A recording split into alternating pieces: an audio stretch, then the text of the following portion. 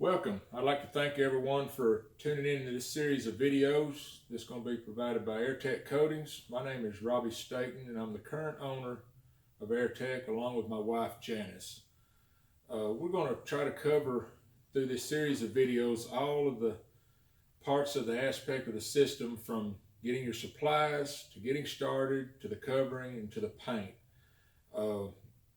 There's many things that I've learned through the years, tricks and different things, and other than what's in the manual, I want to provide the things and the little tricks that I've learned to help provide you with the tools you need to produce a show-winning aircraft. The videos are mainly going to be for your beginner that is apprehensive about starting a cover project but has good mechanical skills, and also the experts. I hope that they can take away something from these videos, because when I started I knew nothing other than monocoat and remote control stuff, and turned into this business that I have today. And it's basically by watching people that know what they're doing and learning the little tricks. Just a short information on who I am. I've been covering aircraft and restoring basically fabric aircraft for almost 30 years. I was introduced to the Airtech system, or to fabric covering, by Kenny Blaylock with Special Product Aviation. And through the years, I appreciate he would, through the winter time, I've been a farmer all my life up till this year. I raised rice and soybeans, but in the winter time when things were a little slow, he would never fail to call me, ask me what I was doing, and then he'd tell me, hey, we got a set of steerman wings. Hey, we've got a Cobra Cadet over here. We got something that Jesse's covering on, and I want you involved. And I never really couldn't understand, he was wanting me, he helped me with the first J3 because I didn't have any log books, and he helped me get through that little situation. But he seen that I had an interest in it, and it turned from that into showing up one day and he had the letter ready for my A, or my A and P, and then I got my IA after that. So I've always appreciated Kenny taking the time to work with me, and he's worked with a lot of other people during that same time that help them get their A and P license and move forward with fabric covering, because there's a lot of aircraft mechanics out there, but aircraft covering is not really a lost art, because the technology today is still on the cutting edge, and in a lot of new airplanes, multi-hundreds, $200,000 airplanes are still covered today. So the need is still there, and who knows, your little Kit Fox or whatever that you're going to start out with may turn into a Super Cub, may turn into whatever. So I'm hoping that these videos will provide the little tricks that I've learned, and an expert can take away from it, or a beginner can take away from it. And about 2010, I had recovered and restored about 8 or 9 airplanes. And then in 2010, along with my cousin Brian, we opened Central Arkansas Aircraft Repair about the time that Kenny closed his shop.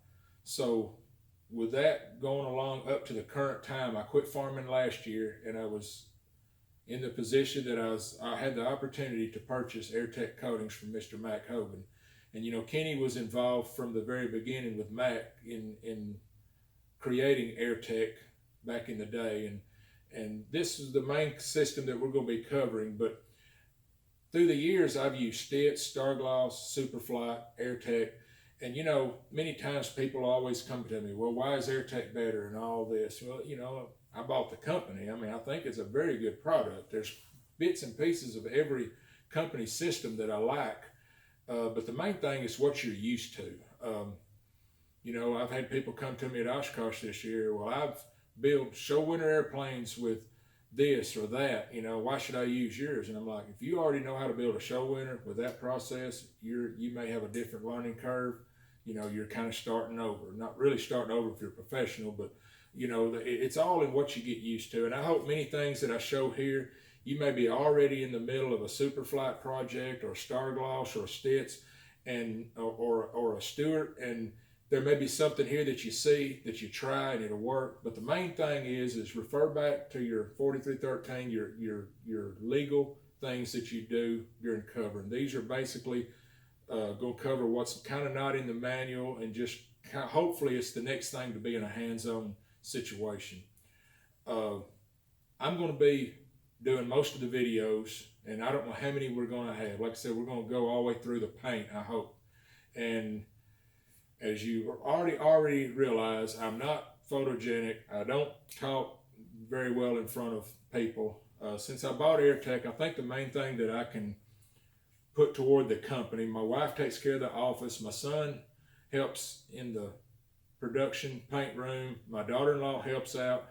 My main thing that I can really feel like I can do well is the tech calls, because most of the time I've been there, and I'm hoping to just talking with different people, I can tell them what I've been talking tech and show people, and that way that they have a little better understanding of some of the things we're doing. From time to time, like I said, I'm gonna have some other guys from other shops around. They're gonna come in and I let them cover an area of something such as the double cover method, or covering solid wood surfaces like a cover wing or something. So, and something of that. I'm going to have different people come in and speak also, so you won't be just seeing me on every time. So this first video is going to be the longest. I'm hoping that all the rest we're going to be able to edit and move right along, and you can just go to it and watch about 3 minutes and be done. This I'm hoping it's just going to be the longest one that you have to endure through, but this is mainly going to be for the beginner guys, just giving them an idea of what to purchase when they're going to get ready to get started. A lot of this is a given, but I just wanted to cover it from the get-go. Naturally, stir sticks, you're gonna use them all the time. You can get them in a paint shop or wherever. One of my pet peeves is these brushes right here are cheap. You can buy hands full of them. They got the natural bristle. They don't dissolve in the glue or the reducer, but they leave bristles. And you'll constantly be doing a leading edge, and you may miss a bristle, and you'll see it when you're covering, and there's a bristle, and then you're sanding over it, and it's just a nightmare. And excuse me. The thing I want to concentrate on, a lot of this stuff I'm going to cover through the videos that I had to learn on about the third airplane, was neatness. Patience and neatness, because you can have an excellent painter, but if you've been very sloppy with your fabric job, he has a time doing the paint well, or you may be the painter, and you'll see that at the end. Too many times I'm on the phone and the guy has finished his first plane and he's realized that he can do better. Well, he's already fixing to want to sell it and build the next one. Well, I'm hoping that I can help you take time to be patient and be neat. The one thing about Airtech compared to the others, I've used a lot of Stitz product and different ones that has the poly spray, poly brush. You can get away with not, you have to be neat, but you'll learn with Airtech is you better always draw lines and keep your glue right in the lines. And I don't hope I mess up, but I'm going to drip something during one of these videos, and I'm going to show you what to do and what to stop, because it just fills the weave, and then the primer piles up, and you'll see it in the finished product. So these brushes that you buy here is going to leave a bristle. We're building an airplane. I mean, let's don't get cheap right off the bat. I like to buy. If you don't know which brush to buy, look at the price, and that'll tell you which one to buy. $10 to $20 brush. I like buying, make sure they got a natural type bristle, not a plastic one. Even these are going to lose a bristle every now and then, but I like to buy the ones that's got the angle cuts. That way you can see if you're left or right-handed when you're putting it right to the edge of the pencil line. You can handle them a lot later. If you buy a couple, they're going to last just about the whole covering of the airplane. So, go ahead and spend the money and get a nice brush. We'll talk about through the other videos about how to take care of them and how to store them and different things. And just stay away from the cheap brushes, because you'll be money ahead by buying a nice brush when you start. I talked about the lines. It's nice to have little tools like this when you're finishing off the tape at the end, just taking the time, just drawing a little radius on it perfect on a pencil. When you're done painting the airplane, nobody's going to get on a step ladder and look for that tape. But it's always nice when your buddies are coming over and you're in the fabric stage. Boy, they see the neat lines. And I've always noticed that when Jesse was working for Kenny at Special Product Aviation. My first cover job was 2-inch wide tape. There's a 2-inch wide brush. Get out of my way. I'll lay a 2-inch line. The airplane was nice, but then I started really watching what she was doing, and it's a line draw for everything you do. My cousin Brian is the same way. Everything he does, when you stand at the end of the wing, every stitch is pulled on a straight pop line, and that stuff shows up before you cover it, and it just shows your work. And if you take that mentality all the way through, you'll end up with such a nice airplane that you won't be second guessing yourself and wanting to go back and do another one because you know you can do better. Scissors, we've all seen the pink and shears. We'll get into later for the beginners why pink and shears, why you do this on fabric. I'm trying to make this first video as short as possible, but don't go to your wife's sewing room and get grandma's, pink and shears that's precious to her, because you've just got permission to build this airplane. Let's don't mess up things by stealing her pink and shears. Go to Walmart, pay about $30, get you a nice set, and there's going to be times we'll talk about this stuff that feel like they're getting dull. Just put them in the reducer. You've gotten glue on them somewhere and they're building up.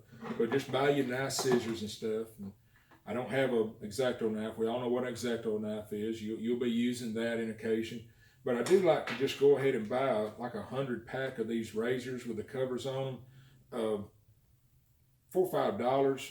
Synconite and those type fabrics and Superflight. It's amazing how a razor cutting fabric will get dull after 4 or 5 passes down the wing. And then you're getting jagged, and there goes the threaded edge, and there goes the sloppiness.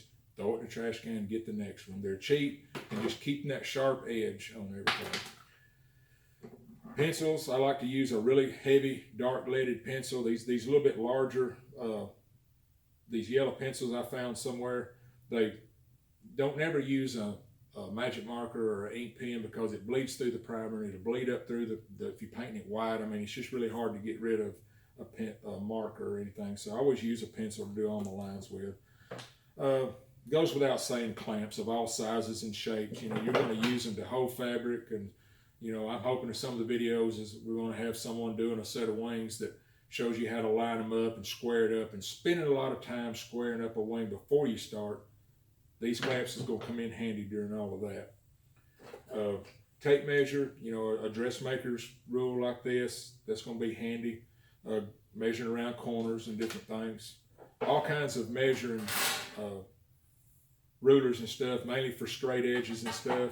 But I also like to go to your metal shears, shoe you off a little bit of 025 or something. These are handy, like on the top of the leading edge when you put your cross marks on your rib where your tape's going to go. They'll follow the contour of different things, and just cut up some different pieces of this to mark your edges. I get over into the irons. Like I said about the brushes, it's kind of opposite with the irons. Your highest dollar fire-breathing iron may not be the best because you're not going to be steaming, you're not going to be doing all this other stuff, and they may get so hot that you're constantly fighting with melting it or getting it too hot. I like to just buy these cheap Black & Decker type ones you get at Walmart or wherever. And you'll get used to using it. You'll get a thermometer, one of the little laser pointing thermometers, and go through the manual. And we'll talk about this all in the shrinking. One like this, we have 4 or 5 of them laying around. Knock one off, and all of a sudden it don't come on. You grab another. They're just not real expensive, and you'll get to where you'll know about what setting you are in your first shrinking and your second shrinking. What I like is they're small enough wattage that you can turn them wide open. And we'll get into this on covering on how to kind of temper your iron. If it sits there and runs for a while, it gets really hot. And if you stick it right to it, it may have a problem. We'll talk into how to get it ready to start. So just a basic little cheap iron, or something works well. We've all seen the little mini irons you get at a hobby store. These come in handy in the little small spots. You're going to want to clean the face of it, keep the glue clean off of it, because it will keep cooking and getting blacker and blacker, and kind of taking care of it. They're not real cheap, but they're good to have around for all the little tight places, and you'll use them.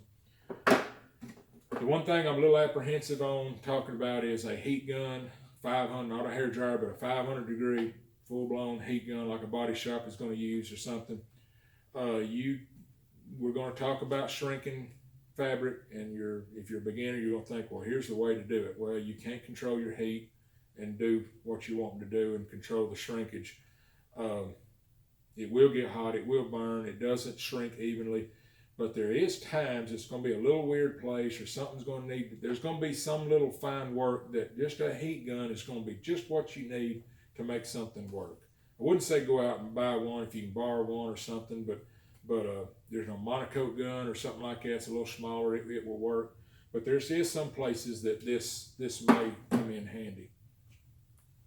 The other thing I want to talk about is the plastic cups you get at a hardware store.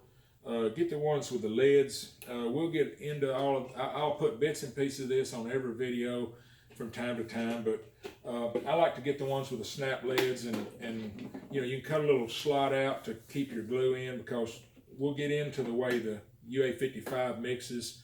You've got a light mix and a heavy mix.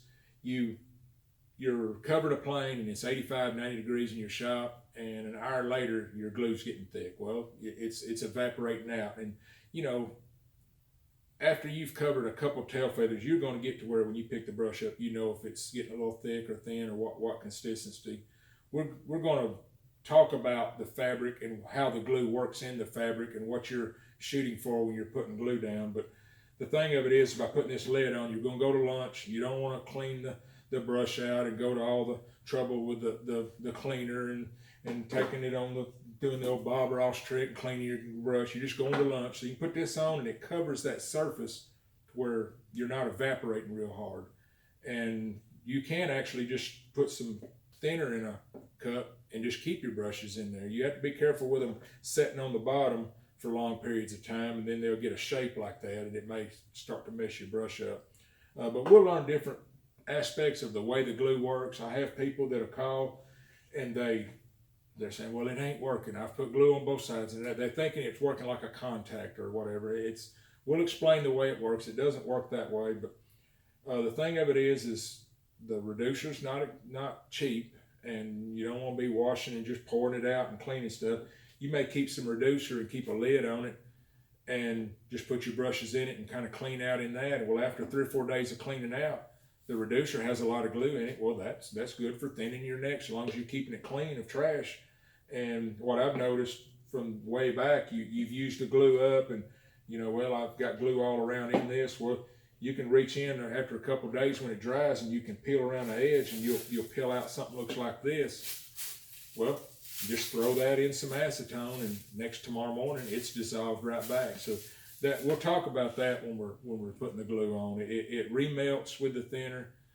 There's going to be a time where you're going to leave your brush laying out, and it's just going to turn rock hard with the glue. The glue's designed to not ever get crystallized hard, but you know, it'll be a solid brick of glue. Well, put it in the acetone, let it set for a day, or kind of walk by it every 30 minutes and work it, and you'll get it come right back to life. We'll go through all of that, and you'll get used to, if you're using the Airtech system, the way the glue works. So with all that said, I'm hoping that you bared through all of this. Is just mainly for the beginners, what kind of tools they need. I'm hoping in a lot of our videos we're going to be able to edit different spots, so you can just go to that video about stitching or about putting the tapes on or shrinking, and we can edit it down to where it's just a couple 3-minute video for you. And at any time, if you're using the Airtech, or if you're using another product, a competitor's product, if you have a question about something or you're talking to me, most time when you call here, I'm going to be the one answer, or my daughter-in-law or my wife, and I'm usually within a phone call around here somewhere. I'm going to be the one talking with you, and I'll be glad to sit down and answer any questions, because that's kind of what I feel like my job is to take care of the tech and help people, you know, come up with solving their problems to turn out a good end product. So thank you for tuning in.